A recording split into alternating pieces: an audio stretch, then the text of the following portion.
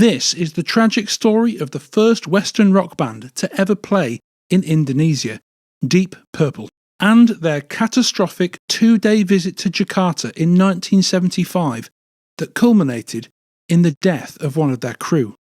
British rock legends Deep Purple have had many different lineups down through the decades. In 1975, when our story takes place, they were on to Deep Purple Mark IV, and had just released their bizarrely titled 10th studio album, Come Taste the Band. Deep Purple's Come Taste the Band album was not an album that took the charts by storm. The only studio collection released by the Mark IV lineup, it received unexceptional reviews and crept into the UK top 20, but worse was to follow as the band went out on the road. Purple's world tour was scheduled to start in the Far East to give them time to get into shape and properly rehearsed before coming to Europe and America.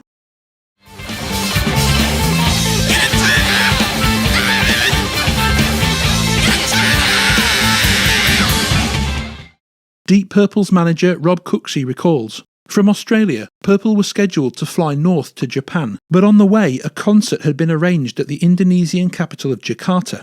We were due to play a theatre in Jakarta that held 7,000 people, and as we were on our way from Australia to Japan and had our own plane, it seemed like a good way to pick up some extra money. I'd been approached by an Indonesian guy called Danny Sabri, and he sent us a deposit of $11,000, and that's all we ever got. 3 minders were sent ahead to get things set up for the band, who would be arriving 3 days later. Roadie Neil Slavin said, the band had hired this stretch Boeing 707 with 21 tons of stage gear. There was a spare seat in the cockpit, and I was in it for the landing in Jakarta. The pilot actually couldn't see the airport. All he could see was jungle. In the end we found it and landed with a screeching halt with very little runway to spare. Indonesia, which at this time was under the control of President Suharto's dictatorship, had actually executed 5 Australian journalists just a few weeks before. And at this time Indonesian troops were waiting to begin an invasion of neighbouring East Timor. In fact, the American president at the time was on a secret mission to meet the Indonesian dictator in Jakarta on the very same day Deep Purple touched down. So, as you can imagine, they were landing in a nation where tensions were already incredibly high. We got off our plane in Indonesia and we were met after customs by 2 of the minders that were on the tour to look after Tommy and Glenn, really. And one of them, I remember it so well, he said, "This is the greatest place on the planet." Roadie Neil Slavin adds, so we got off the plane into a jeep full of submachine gun equipped soldiers. There were 6 limos, 1 for each of the band, with a jeep full of heavily armed troops in between each. I told Cooksey I don't like the feel of this place at all. In the convoy with our cars were tanks and army people walking on the side and people lining the highway. There's a procession through the streets of Jakarta, tens and tens of thousands. We're the first band to play there from America and England, the very first band. It was, thousands and thousands of people. It was really odd.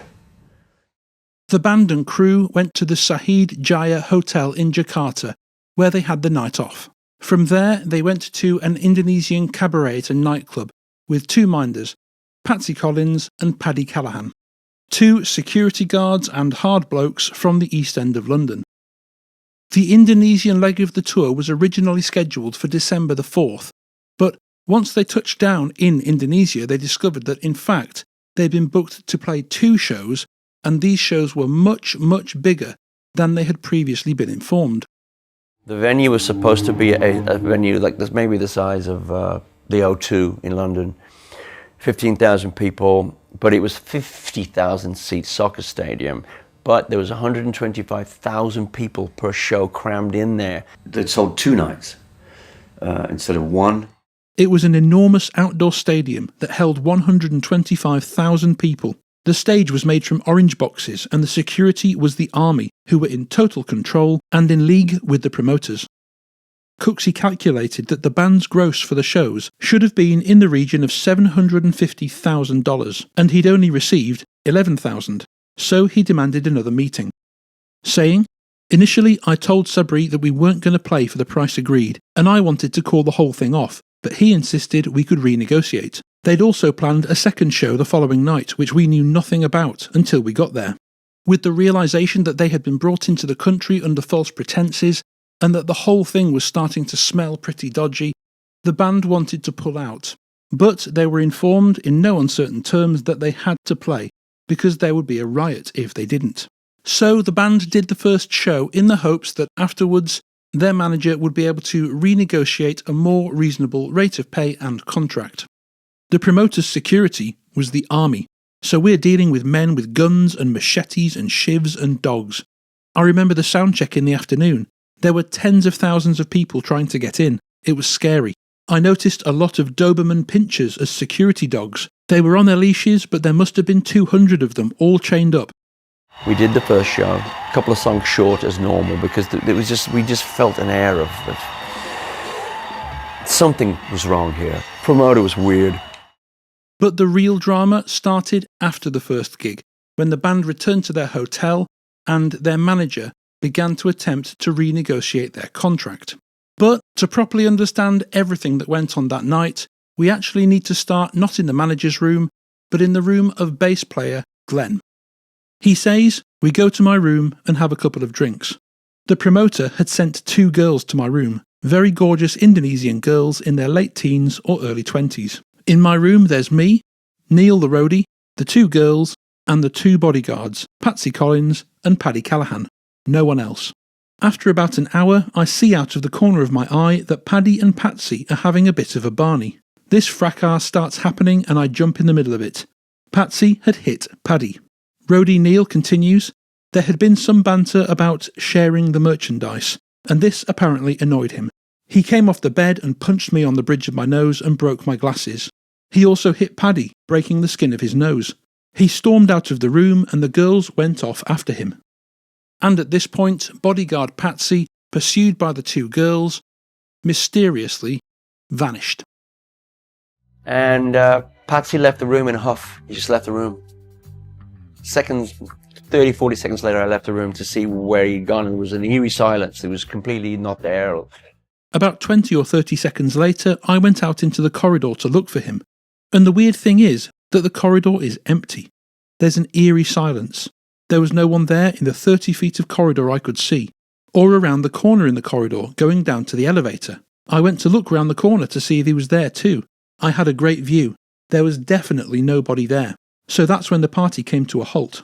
But while bass player Glenn Hughes, his roadie and the 2 security guards were in one room with the 2 Indonesian girls, at the same time in a different room, manager Cooksey was arguing with the promoter. He said, "It started off quite pleasantly and then developed into an argument. Then they left me alone. Very soon after that, there was an incident on one of the floors, and Patsy was killed after falling 6 floors down a lift shaft.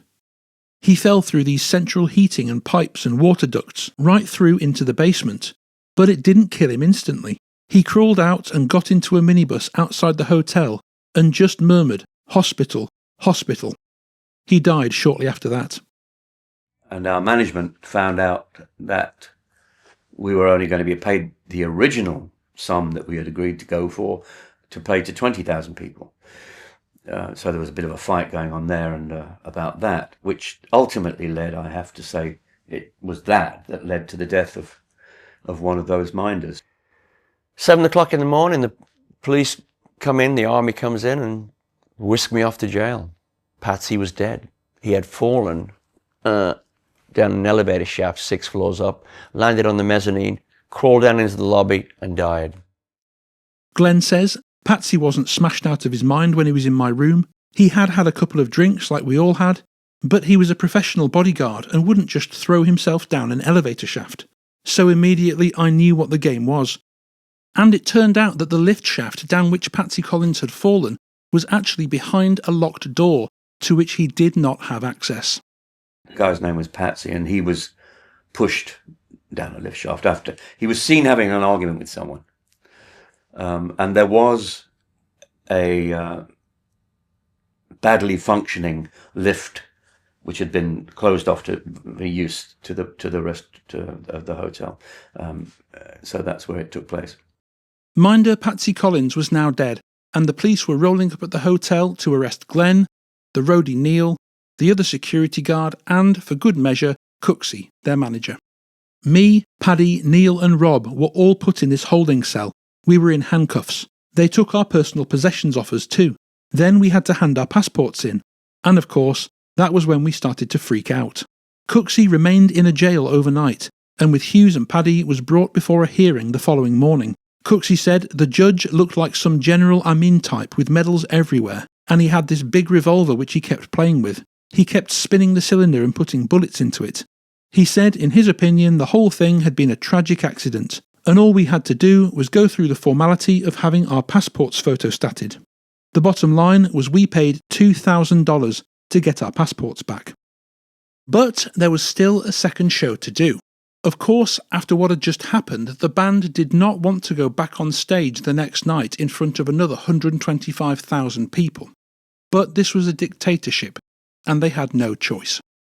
Glenn says, after a few hours, dusk is falling, and it's time for the second show. Lo and behold, here come two armed guards who open the cell, and a translator comes in to tell me that they're going to handcuff me and put me in the van.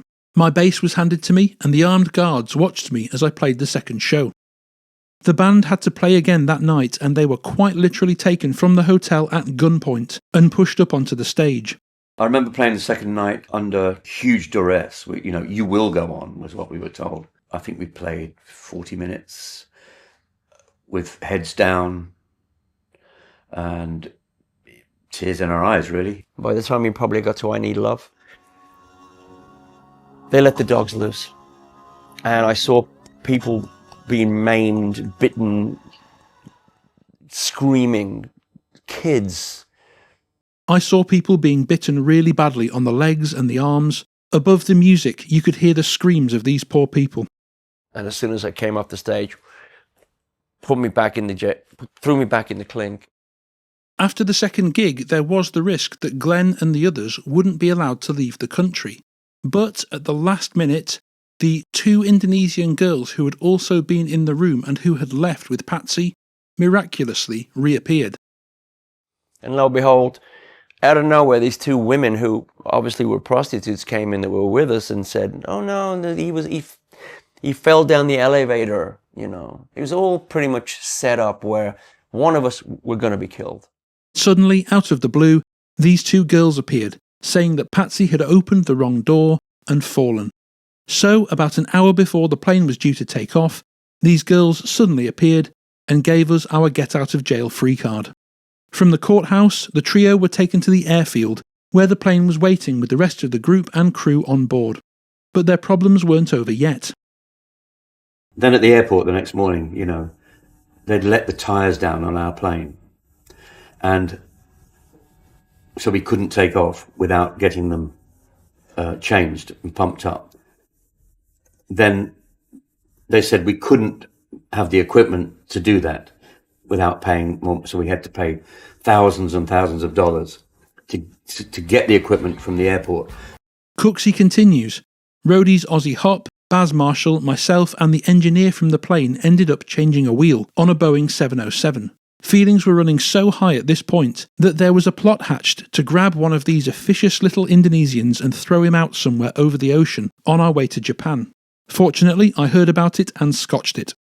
Deep Purple keyboardist John Lord was convinced that Colin's death had been no accident. It appeared that he had fallen down an elevator shaft, but we knew that he was murdered, he told Guitar World in 1999. It was after that first night that Patsy was murdered. The promoter never paid us. He took all the money and had us deported. All the money we were supposed to make from that 250,000 paying customers, we had to give back to the promoter in order to get out of the country. They'd made an astonishing amount of money, the promoters, over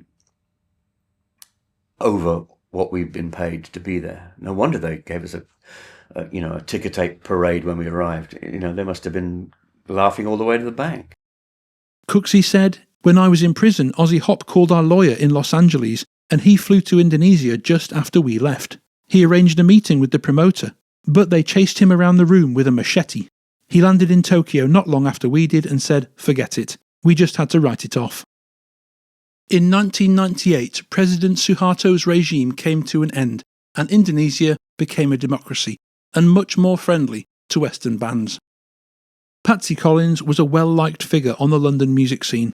Romantic stories that Patsy never died, and for reasons best known to himself, decided to concoct a story with an anonymous confidant and disappear into the anonymity of the Australian outback are whispered even now. And there, the matter must rest.